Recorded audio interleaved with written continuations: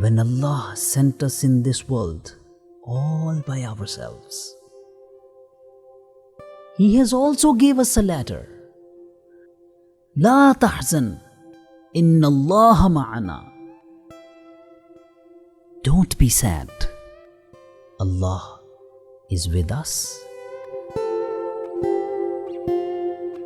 So, just don't panic. Don't be depressed.